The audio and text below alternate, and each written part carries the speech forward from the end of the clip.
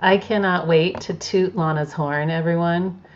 I'm setting us up on Instagram right now, so she gets to sit and look regal for you while I wait for the little button to say that I can go live on Instagram. And clicking it now, and we're live on Instagram. And we're improvising because I'm going through a different mic. I had a bunch of mic problems, so thanks for letting us be improvisational. Lana, I'm so grateful Yes, that my you're dear. here. You've had so much going on in your personal life. So the fact that you made time to come talk to us is a real honor and a privilege. So I want to first really bow down to you and say thank you for making time for us. It's a big deal. Mm, mm. And and help us locate you as a human, who you are, where you are, and what you do. That's a very interesting question. I'm a Filipina who's now based in the Netherlands for the past 17 years. So I would say I've been away from the motherland for quite a bit of time now. I'm a mother of two amazing teenagers, and my partner is Serbian Russian. So you can easily picture us as a very multicultural family living in a very, I would say, white society. So that's a bit of who I am and where I am in the world. So, as I've gotten to know you, you're somebody who creates, as you define it, brave spaces for cultural repair. And I'd like you to define that as you see it and what drew you to creating brave spaces for cultural repair and kind of making that your life's mission. Well, I would say it has a lot to do with my own personal journey of moving away from Asia to being here in Europe and seeing both, the realities of the colonial side of my upbringing and being in a predominantly white society, which is and also a colonial part of the history. um it really got me into thinking of how much of our history and our culture have so much wounds and have so much what's this identities attached to it that we often neglect. We often think of personal development as individual, yet what we bring in as humans, as individuals, is very much cultural. So how can we also peel into these layers and understand, what needs to be healed and what needs to be expressed and what needs to be acknowledged? And for that to happen, we need to be open to sharing all this, and being in these conversations in the first place, which I can imagine for a lot of people can be really triggering. So creating not just, a place of safety, but really a place of bravery where we can courageously express ourselves and listen to each other is very important. I love that you brought up that it's triggering. I mean, certainly at parts of my own journey as someone who's white, I have been triggered and I haven't been brave. And And there are a lot of people that I'd like to draw into a conversation about cultural repair that are kind of stuck in that triggered, avoidant, or aggressively avoidant place that just says, oh, this is just a bunch of crap, a bunch of hippies, right? Mm, And I want to make it, I'd like to invite more people in. And I feel like this is something you're very, very skilled at sort of mm, inviting people into this discomfort and really being curious about themselves in context. What have you learned along mm, the way that might inspire people to take a look at their own identities, their own cultural wounds, and how their yeah, shaping impacts others around them? yeah. You have a certain magic for Well, this. well, thank you for saying that. And for me, one of the things that I go back to is my own regulated state of, like, I often refer to as, yes, hurt people, and settle bodies. So for me, going into this type of conversations, I need to take agency in terms of how am I showing up and what will it require from me in the first place. So that's, it's like before anything can happen, I need to be in that space for myself where I can hold myself in these conversations before I can be in a space where I can, be present for everybody else. So that is like, for me, that's the essential emotional hygiene that needs to happen before such a conversation can occur. And then in holding the space, I see the importance is first to look at, who am I inviting into these conversations in the first place.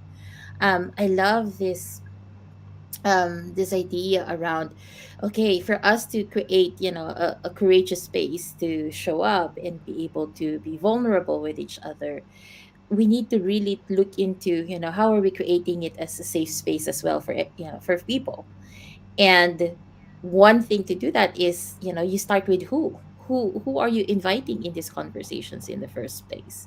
And how can you, how can you make sure that you know who these people are, so that you have an inkling of, okay, how would they, how would they be, want to be prodded or want to be encouraged in such a conversation. So creating the pre-work is also very important. And if that is the case where it's not possible in the first place, at least having an indication of what will be the parameters in which we can hold ourselves together and Mhm. co-creating or co-designing that within the group.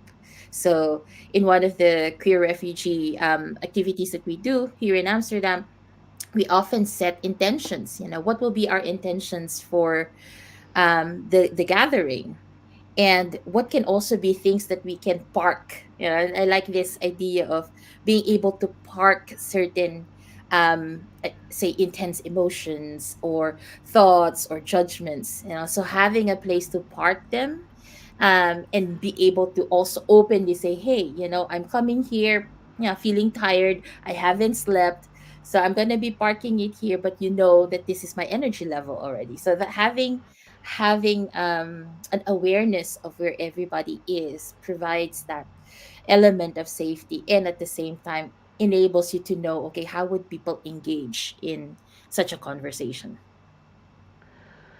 So I really hear you saying that there's a lot of forethought that goes into Yeah. creating courageous spaces, that you can't just start talking about stuff.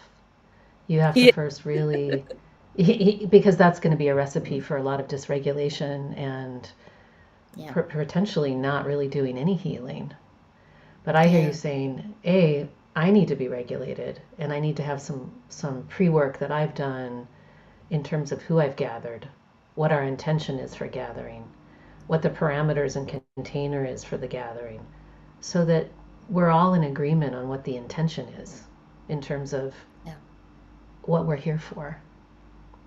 Yeah. Yeah. And there's also the acknowledgement that everybody will show up in different ways. So Mm-hmm. how they would engage and how they would be involved would differ from, from person to person.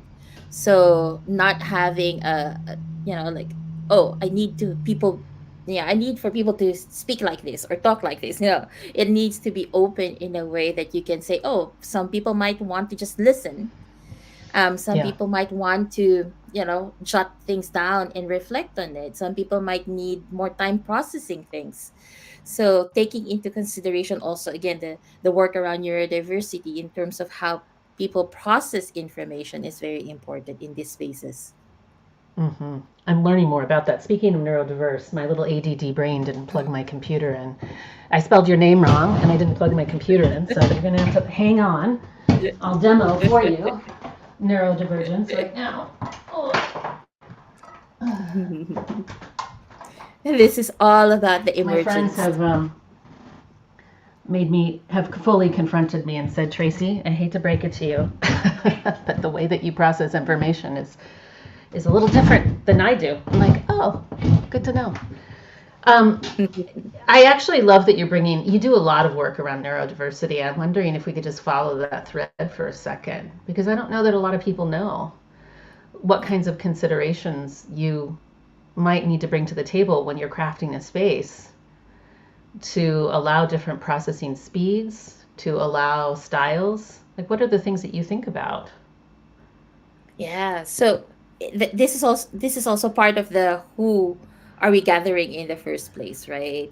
I mean, for I don't know if you've noticed it for some what's this forums when you attend a workshop or participate in a training, they now often ask, what are the accommodations that you would need for you to be able to be present for this activity. Yeah, so someone might say, oh, I if it's online, I don't want to have my video on for a lot of times, or I might need to have closed caption on. So there's different needs that people have because of the way that they process and take in information. So for us, we go into this platinum rule of do unto others what others would want to be done unto them. So the best approach is to ask, what are your accommodation needs? How would you be more comfortable and present in such a conversation? And move from that space of, okay, if these are what people would need, how might we be able to provide for that? And if it's not possible, how can we have the conversation in which, certain what's this compromises can be made as well? So for us, it's really going back into, let's ask people in terms of what works for them, what Hmm. would make this experience better for them. Yeah. As I listen to you, I'm really confronting myself on early days in sidewalk talk. I wouldn't make any accommodations, and I wouldn't even think. I would be so productivity focused. Let's just get something Mm. done here. And Mm. didn't even recognize the sort of cultural repair sort of energy of that. It has I mean, unintentionally, but it has an aggressive energy to it that really leaves people Mm. out. And coming from corporate life, that's how it was. That's how it still is in tech in the Silicon Mm. Valley. As much as the San Francisco Bay Area likes to think that they're really progressive, I still think when it comes down to productivity, productivity becomes this Yeah. justification for not taking time, for not taking time. And Mm. everything that's I'm ingesting as I listen to you right now is like, wow, I'm going to really have to fight that urge, right? To Mm. create spaces where people feel safe and included and regulated. And I don't think I'm regulated Yeah. when the productivity monster has taken over my body. Mm. So Oh, I'm I just hearing. had to share that with you. Yeah. Oh, I'm hearing in one part sadness there of like, oh, how would that have been if it was done differently at that time? And then I'm also Hmm. hearing a lot of awareness in you in terms of, oh, it really stems from what you were brought up, the cultural lens in which you were brought up around productivity, around we need to, I see it as a chop chop, you have to do this and Hmm. you have to do this quickly. Um, And a and family it's lens. very, And a family lens. You yes, know, my yeah. grandfather was raised in an orphanage since the age of 8, and he was very poor. And when he got out of the orphanage, he was never adopted. So at 18, they give him a suitcase and say, "Good luck, kid." And there was this Hmm. real terror of how am I going to make it in the world, you know? And I Yeah. think that terror is also, so it's family culture and larger societal American US culture in our bones that Yeah. sort of keeps this kind Yes. of terror. And I'm curious about that because, I remember we had Dr. Shelley Harrell on, and she was talking about, we often think of culture like Filipina culture or US culture or Canadian culture, but she says there's your family culture, there's your city culture, and I'm Yes. curious, I don't know, I want to Yeah. pull that thread a little bit. How do Yeah. we,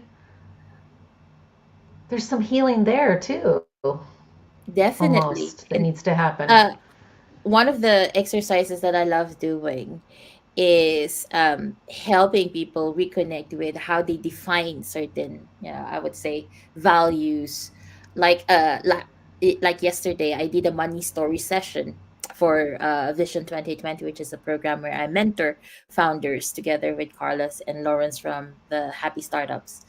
And in the exercise, we first dig into what are your money stories, what are your personal memories around money. And then we expanded to, but what are your families, or your origin, family of origin, what are their stories around money? And then we again expanded it to, okay, looking at your ancestors. You have like not even just your mother, your father, but looking back as far as you can, like how did the history of your great great grandparents deal with money? Was there a time in their life that they had to shift, or there was the war, so how did that impact the way that they view money? And then going back in a very bigger context would be, okay, the history of you as an American, or you as German, or Dutch, how did that play a role in how you view money? And that is just one concept, which is just money. And I often do it also around purpose, of like, how did your family define purpose? How did you see purpose? So for me, looking at this lens of, oh, these are concepts that we've taken in, but is it really ours to begin with in the first place? So productivity is the same. If we think of, oh, what is our lens around productivity? For me, I can say, for us Filipinos, our lens around productivity has been so tied up with our colonial history. Of like, if we were told countless times, as Filipinos, that we were lazy, and we were branded by the Spaniards as lazy, and there were stories created about Filipinos being lazy.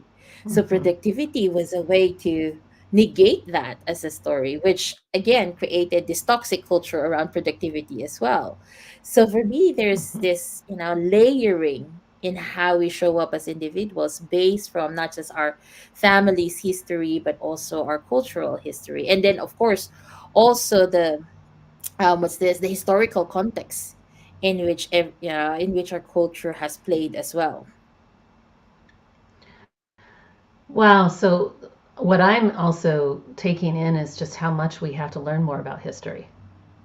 Like, Yeah. in a way, for a lot of folks in the US, there's so many different folks that have landed in the US, and then we just don't dig. We don't know where we come from. Yeah. And what I'm hearing you say is, there's some real benefit to tracking back where Yes. you come from and how you've been Yeah. shaped. How do you inspire people to do that work? And I mean, I read history books now for fun because I'm like, I want to know where I come from, what shaped me, Mm. like what's in my DNA. Oh, that's so powerful, right? Just to to sit with that, of like, what's in my DNA, and how did the history of my people shaped or molded the way that I see things. Um, One of the things that I would say really opened my eyes to this was the work of Resma Menakem in the book My Grandmother's Hands. And he talked about how, you know, white on black violence actually started with white on white violence. And as I was reading the book, it really emphasized for me of like, oh, we're bound to perpetuate violence and oppression if we do not really look at, how did it start in ourselves in the first place. And and that for me was very powerful. And at that time I was also looking at, how can I decolonize myself, and what's this, the patterns that I've held for so long, and now how to strip and to look at it in different ways. So I guess for people who are starting out in this journey, is I see it as, take one concept at a time, and then try to unpack it for you. Like, say for example, we've had so many founders talk to us about, oh, it's so difficult to show up and be visible because, I don't think I'm worthy, or I don't feel that I'm enough. So this concept around being enough is something to unpack, like, where did this start, how did this start, and how far can you trace it back? And when we realize that these are stories that are not even ours, then we get to reconcile with, okay, then how are we taking this forward? Do we even want to take this forward? Mm-hmm. Mm-hmm.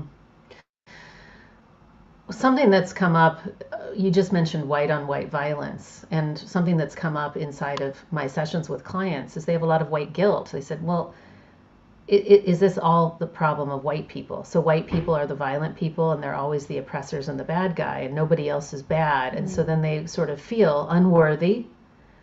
They feel ashamed and or resist. They're like, screw you. I'm not going to be made out to be your bad guy or oppressor, right? Like we've been violent for thousands of years and many different folks. And I think that's an interesting point. It's come up in two different ways in my sessions.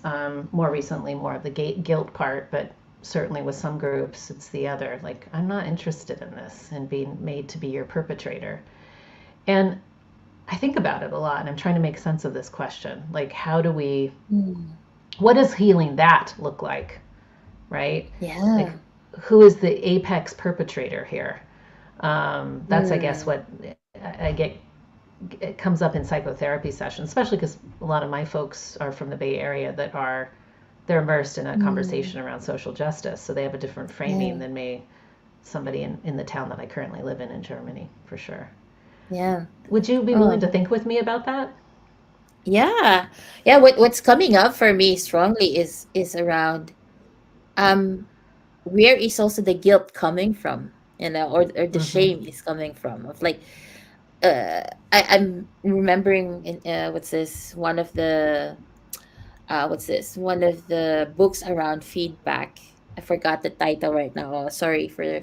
I'll share the title later on. But one of the books around feedback really emphasize of like when we're given feedback, there are certain triggers that keeps us from receiving that feedback. So one of the triggers is really identity trigger. When we have, parts of our identities are questioned or or put in a bad light. So for me, there's something here in terms of, how are we able to receive what other people are saying as something that they're saying it because they need it, rather than they're saying it because it's about you. Right? So how you're receiving it is about you. When you're triggered around it, it's about you. So question yourself, why am I triggered by it? Why does this elicit guilt, or why does it elicit shame, or why am I angry about this? So that talks about what your needs are. But what the other person says, like say for example, if I share about, I have a very challenging realization around my colonized history as a Filipino and living here in the Netherlands, which is, in a sense, a colonizer's land. When somebody hears that and gets triggered by it, they can approach it as, oh, what is my need around that? Why am I saying it? Right? So there are different ways in which we can react to what we're hearing. One can be to hear it as, oh, this person needs something, or is motivated by something as to why that person is saying this.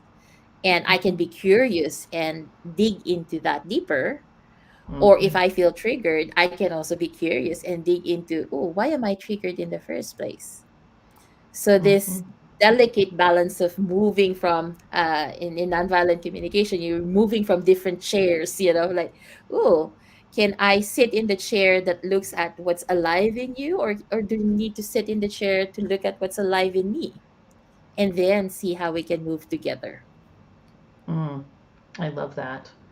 And I'm going to share, just for the listeners, my own journey and how I've answered this question, which is when guilt arises in me, the need is cultural pride. Like, I can take more responsibility for cultural harms if I'm also tapped into cultural pride and where I come from. What's good about me? What's right about me? Where do I come from? What did I inherit from my family that's strong and good? Yes. And that worthiness and that fullness and that expansiveness, which does mean I have to do some work to know where I come from. Yeah. And for a lot of folks that are white in the US anyway, we don't do that work. We're just we just say we're a mutt. I don't know where we come from. And so that's why I think certain DNA testing is really interesting. I had Zita on last week, and I told her right before I got on your call, I just found out. So, Lana, I don't think I've told you this. I am living 40 minutes from where my great great grandmother lived on my mother's side. Yeah. But I also Wow. just found out that I'm living, that actually on my father's side, there's also same links to the same land from the Wow. 1690s, and that these folks were Just kicked out of their land by the French when they took over these farming villages. They all went to Britain, and then Britain didn't want them, so they were shipped off to the U.S.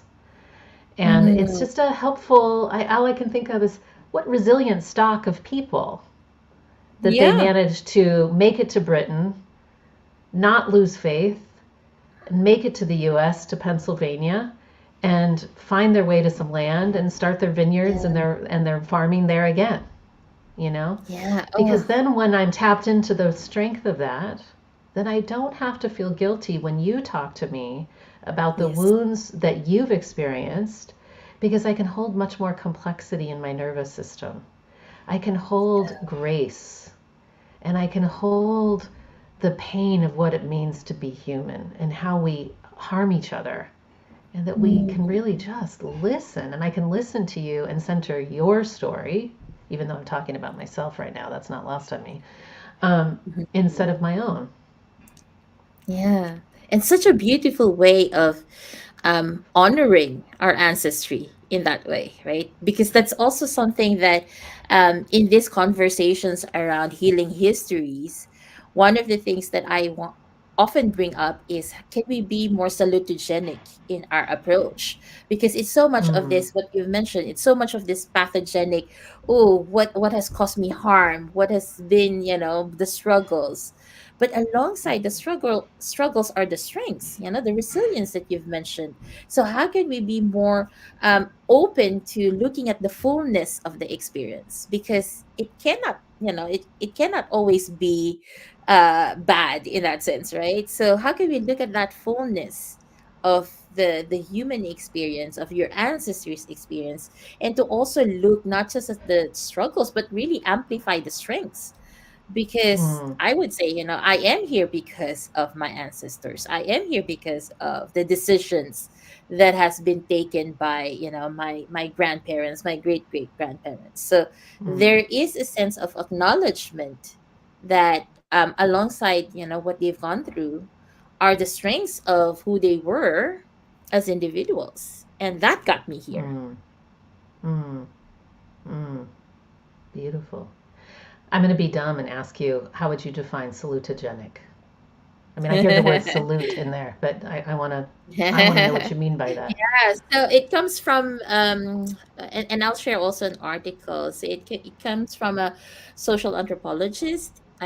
Again, names what's this escape me right now, but I'll share that article. It also shares where he coined it from. It's coming from salutogenesis, and it really looks at fullness or wellness, of being. So he looked at, like how medical field is and how much it's so steeped on what is going wrong, that that pathogenic lens. So he proposed, can we be more, yeah, looking at what are the other experiences that creates for wellness of the individual. Mm-hmm. So it's not just it's not just the disease, but also what promotes wellness in the first place. So Mm, salutogenic practices or approaches looks at that fullness of the mm, human experience. mm. Gosh, it reminds me of this article that was just sent to me about just mental health treatment. And I've said this at Sidewalk Talk a lot, that people that are depressed and anxious are having a healthy response to a sick society. And what they'd said is Mm, sometimes taking a pathogenic approach like you're describing isn't helpful, but to say, no. Yeah. are you just needing more money? Would that make all your symptoms Mm, go away? Are you needing good mm. medical care? Would that make all your Yeah, the anxiety go away? basics. Yeah. Are Yeah. you needing a good house to live in that doesn't have mold, that would make all your anxiety and stress go away? Are you needing a good Mhm. community that feels inclusive to you, where you feel a deep and embedded sense of belonging, that would make all your Yeah. anxiety and depression go away? It's all Yeah. these social Oh, wow. prescribing stuff, and so that article it's a research article. I'll send it, I'll put it in the show notes too, that really Yeah. supports everything that you're saying right now, that there's Yeah. something, There yeah. there's a lot of movement around this already. So I'm also a hope facilitator. So that's healthy outcomes from positive experiences. And there has been quite a lot of studies around how can positive experiences actually negate or say circumvent the effects of adverse childhood experiences, because I know, especially in the US, ACEs are such a big thing. We look at the ACE scores of people in terms of how they are, and the trauma that they've gotten in life. So that is so much of a pathogenic lens. What Hope is trying to promote is actually how can we look at what are the positive experiences that can help somehow mitigate whatever adverse childhood experiences are. And one of the interesting parts around that, around the studies that have been done, is looking at the support of adults. So it's like in the study, if there are at least just two caring or supportive adults in a child's life, no matter what the circumstances is, they have already seen that the results in adulthood is very much different. Mm. And that's just having, like two adults. So what more with what you said, if you have a whole community that you're part of, if you have friends in Mhm. high school, if you have, what's this, a sense of contribution or purpose, so, or where you're engaged in, what's this, activities. So these are certain aspects that it has been looked at in terms of how these positive experiences can help in that wellness or fullness of individuals. And then also you have what's this, studies around post-traumatic growth, wherein it has, yeah, we've already seen that alongside whatever trauma or whatever difficulties or adversities that we have, we also see growth in individuals. And Mhm. that's the part that I'm like, oh, it's a shame that we don't focus more on that, because we focus too much on what's the trauma, what are the lingering effects. But how about the growth that we find, and how can we create conversations around that? Yeah, first of all, I'm having this internal feeling of just feeling like I love you when I heard you say this. So I just thought I'd say it. I just like, wow, I didn't know Lana did this Hope thing, and I'm just so inspired by Lana right now. I'm just feeling a lot of real warmth in my chest and Mm, a grin on my face, and I just wanted to name that because it's really alive in me in the moment. Um, this Hope piece, I know for some of my friends on the margins, sometimes they don't like these kinds of things because they said it feels like you're asking us to do labor um, when the society needs to change. But I yeah. also say to them, and if the society only takes a pathogenic framing, it's an unconscious way that the society is still oppressive because Yes. pathogenesis in itself is oppression. If we Yeah. overly focus on the trauma, it has a way of overly selling to you that you're lazy, that you're wounded, that you're harmed, Yeah. that it doesn't That's even celebrate broken. all your Yeah. strengths, that you're broken. I Exactly. hate this shit. Oh, yeah. And this is also why I And so love I'm the not work saying, of oh, you need to, I'm not saying you pulled yourself up from your bootstraps, but I'm saying, yeah, what you said, this is actually about celebrating who you are. Sorry, yes. interrupted. Yeah. No, I was just about to say that I love the work of Dr. Sean Ginwright around this, because he really emphasized on his healing centered engagement of we are more than our traumas. And this is the narrative that is lost when we focus on trauma only. We do not look at the identity, we do not look at the culture, we do not look at the other aspects that are part of who we are as individuals. And I think this really comes a lot from, this binary thinking of I'm either this or that. And I can give a very good example of when people come and visit me at home, and they'll be like, oh, but you look good, you don't look sick. and and there is for me also an instant reaction of, but if even though I'm going through breast cancer treatment, does that mean that I have to look shitty? Like is there, it's like, is there a notion that I have to look so sickly? So that has been a conversation that I've been having with certain people of like, oh, for me, yes, I'm going through all these treatments, and yes, it's shitty, and yes, I don't like it. And at the same time, I have my agency in how I can also do other stuff. I have my focus and my attention on other things that I want to do. So it's not an or thing. Rather, it's an Mm, end thing. And yeah. how am I able to hold the complexities of what is happening medically and what is also happening, intellectually, emotionally, and all the different parts of me? And this is why I love Satyr's work around parts, like, let's have a parts party. Like, let's take in Mhm. all the parts that we like and we don't like, that we're not comfortable with, and have a conversation around this part so that we can really see the fullness of who we are, and also acknowledge the parts that might not be heard so much. Mhm. I'm because you and I are friends and we talk about Virginia Satir on the back end. I'm just going to shout out some of the conversations that we've had. I'll say it as a reference to what's important to you. Virginia Satir was really the first person to think, well, Carl Jung, then Virginia Satir, to really think about parts.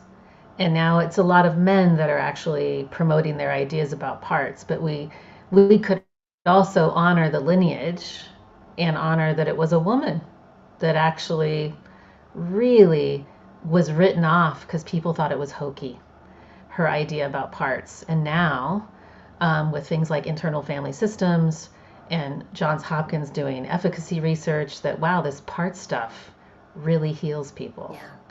Um, Yes. so I Oh. just wanted to name the importance that you and I have discovered, or that you've sort of illuminated for me. That hey, let's make sure that we amplify the voices of women scholars when we think about lineage. And I do think that that's something I appreciate about some of my teachers, that they'll often say, my teachers have taught me, rather than I invented, right? Which I think is a really lovely way to sort of show some cultural humility. But I just had to bring Yeah. that up, the piece that we've had on the Mm. behind the scenes. Is that okay with you? Yeah, definitely. I know you, Hmm. she is somebody meaningful to you, and I want to amplify that. Hey, what a Yeah. weird question, but is there somebody else we should be amplifying that you would like to amplify? I don't know. Oh, I was just thinking of this. I was like, huh. so many. You? Oh, jeez. Uh, yeah, I'm still working on stepping into that. I'm actually quite enjoying. I think because I had so much privilege blindness, that there's something that I'm quite savoring about humility actually right now, because it gives me I'm like, wow, I don't have to pretend like I'm a know-it-all. And that's a relief. That's something I learned from my culture. And I can just ask the dumb Yeah. questions. Now, I know there's certain privileges that I have to be able to ask dumb questions, but I'm really enjoying it and not needing to posture anymore. Um, but if somebody comes I up, it'd be love fun to put it in I the show love how you notes. reflected that. I love how you reflected it in terms of, oh yeah, this is something that I've taken in from my culture, and I don't have to take it in anymore. Hmm. Yeah, and I have some work to do around my own guilt and shame that we talked about earlier, because I also think um, I'm still learning to do power with. Like, I think women in particular, we had Annette Simmons on, and women don't like this word power, because most of our experiences of Mm, power have been to be harmed by it, which yeah. means that we have a hard time. I just had an interaction with a male colleague of mine who said, why didn't you just get angry with me? I'm like, oh, because I was taught that as a woman, it's not actually really totally okay to be angry. That's the training I've Mhm. gotten, that there would have been a price to pay. So I have to do my power a little differently than you've been trained. Yeah. Um, Oh, I hear you with that. and Yeah. that's part of power. I mean, I did my master's thesis on anger, and I think anger is such a beautiful emotion. It's so rich if we can do it well. Per some of this Mm, regulated nervous system, I think you can have regulated anger, and it really helps you differentiate and feel your sovereignty. It helps you use your yeah. voice, but it does not have to be oppressive, nor does it have to move you into a power over position. It just simply Yeah. says, this didn't work for me, and I need some repair, Mm, yeah. you know? Well, I it's touching for me around the themes on boundaries of like what clear boundaries do I have that makes me able Mm, to express myself, of like, hey, this doesn't work for me, right? So to be able to express anger well, for me, my experience is if I know where my boundaries lie, because then it's easy for me to point it out of like, hey, this is already what I've told you. Yeah, so there's a sense of context there that I can bring in. And then another piece that I'm hearing in that, of like there's a longing of redefining what power means for us. For me, that has also been, I would say, a big part of my learning edge for the past few years, is to really reclaim my power and see power in a way that, that is essential. And mm-hmm. it's not oppressive, but rather that it, see power as powerful, as a way, or as a process that Mm, can, impact other people, that can influence other people.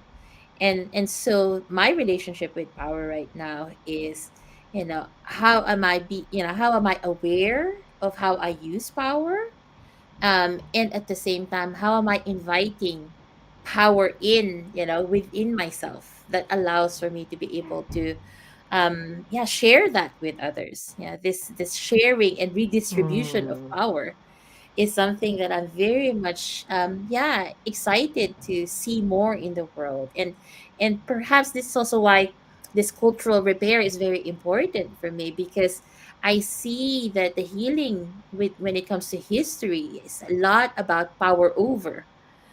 mm, And how can we create mm, conversations or dialogues where we could, acknowledging, that this has been power over mechanisms, and what can we do together to be with each other's power, like, when I hear you talk about your American pride, I find so much goodness in that, of like, hey, how can we surface that, that, the guilt is coming from the pride that you hold for what, being in your culture has given to you.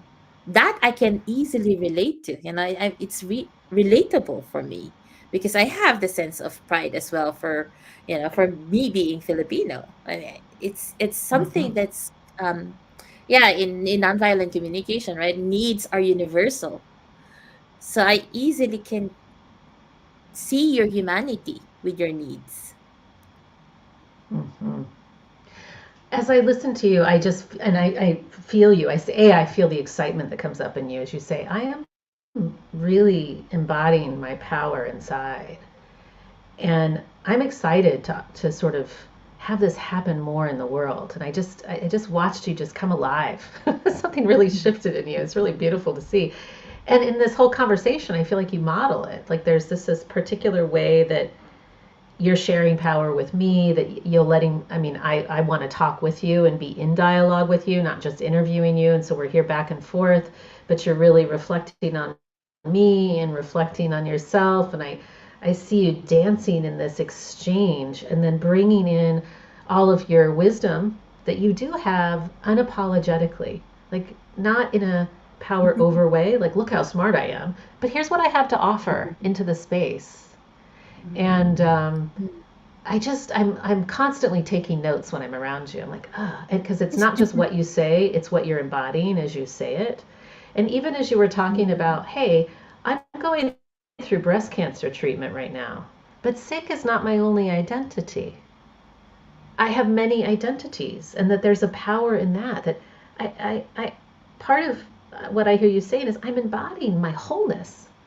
And that is where my power comes from. And then I am going to relate to you in a way that allows you to potentially embody your wholeness if you want. Yeah. I don't know. These are just things washing over me. Yeah. I'm sort of ad-libbing here, but I'm letting Mm. myself take you in my bones because it's so fun to Mm. do that around you. Yeah. Mm. Mm. Oh, thank you. Yeah. Thank you I for know we're at a bit of a sharing that. stopping point. I could talk to you forever, but yeah, I mean, this is how I use my power. Um, I like to amplify people's voices who I think are really powerful, but because they may not fit, because you don't have this bravado that goes, right? I'm like, well, let's amplify more people that I think in the world are embodying a form of power that we need more of. And so that is another intention behind having you as our final live stream guest for our birthday. I mean, I feel like you're the cherry on top of a lot of really rich conversations, truly. I Oh. think you are brilliant. I mean, my bookshelf is like much, much thicker because of you. Damn it. Damn it. um, Yeah, and I just have to nod that you surround yourself with people that I love being around. So when I got to come to your birthday party and meet your friends too, I'm like, this isn't all just for show. She really lives this stuff. So I just appreciate not just what you know, but how you turn up in the world. It really ripples out. So I just want to share a deep, deep gratitude to you for that. Truly. I'm now getting teary, and thank you for seeing me and sharing how you see me. I love hearing words of affirmation. That's one of my love Good. languages. So Well, then you can watch the recording feeling so over and over nourished again. right now. Good. Well, we have this Just really feeling so fun nourished. way. Good. I love it. I'm glad that you get to take that, and it'll help heal your cells to some of this nourishment, I hope. We have a ritual for how we close this conversation, which is that I am going to hand off the mic to speak directly to folks at Sidewalk Talk who have listened on sidewalks around the world. And there's no pressure, whatever comes from your heart. But you're not speaking to me now, you're speaking to all of us. Either words of wisdom or a wish, whatever impulse or emergent thread you decide to pull. Yeah. So first, for me, it's I celebrate all of you.